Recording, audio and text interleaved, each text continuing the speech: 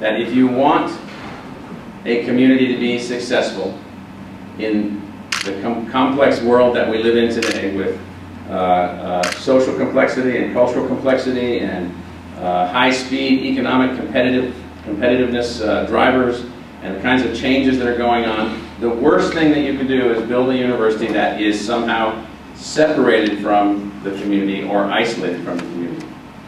Well, how do you build or design a university that is less isolated than they have been in the past? It means you have to conceptualize a repurposing of the genetic instructions under which the university operates. And so we've been working here at ASU for 7 years on what will probably be a 20-year project, meaning it takes a long time to take a 2,500-year-old model, the modern university, to take a 2,500-year-old model, which has been through many, many phases, and do genetic engineering in that model so that we can end up with an institution that is connected to the community that it is embedded, connected in a way where it can help contribute to certain kinds of positive social, economic, and cultural outcomes. Now, this is true at the neighborhood level, this is true at the community level, it's true at the city level, it's true at the region level, it's even true beyond that. But what we've decided to do here is to focus our university around a differentiated design. The design differentiation is sometimes very simple. If they're doing it, then it's not what we want to do. If they're not connected, then we want to be connected. If they're isolated, we want to be non-isolated.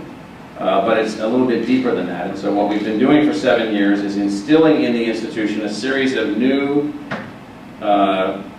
genetically engineered characteristics. And what that means is you have to get right down into the very structure of the institution and change its reasons for existence. So in our case, the number one design aspiration that we have outlined is that the university must be deeply connected to the local community in which we are located. So it means that where you are is as important as anything else. Now that's foreign for an institution of higher education. Where you are located is deeply important to who you are and what you do. So what is the place like socially and culturally and economically and physically? What are the drivers of natural capital and labor and all of the other factors, and how do you find a way to connect to that?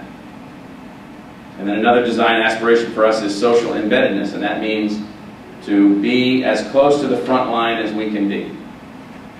That doesn't mean we are the solvers of all problems or the drivers of all outcomes. It means that we will not keep ourselves purposefully distant from the kinds of issues and the kinds of problems that need to be solved. And then I think another way to look at what we're doing is we have this that we call being responsible for social transformation. And so I'll pick an area that I talk about from time to time that's deeply rooted in community success, and it's the K through 12 education system. So most universities operate colleges and programs that do the following. They produce underprepared teachers, they produce underprepared principals, they produce largely meaningless policy pronouncements about the failures of the K through 12 enterprise, and they take no responsibility for what they do produce. And so one has to just change the model to the extent and say that you'd like our universities to take responsibility for the educational outcome of the K through 12 enterprise, which is a deep driver of success.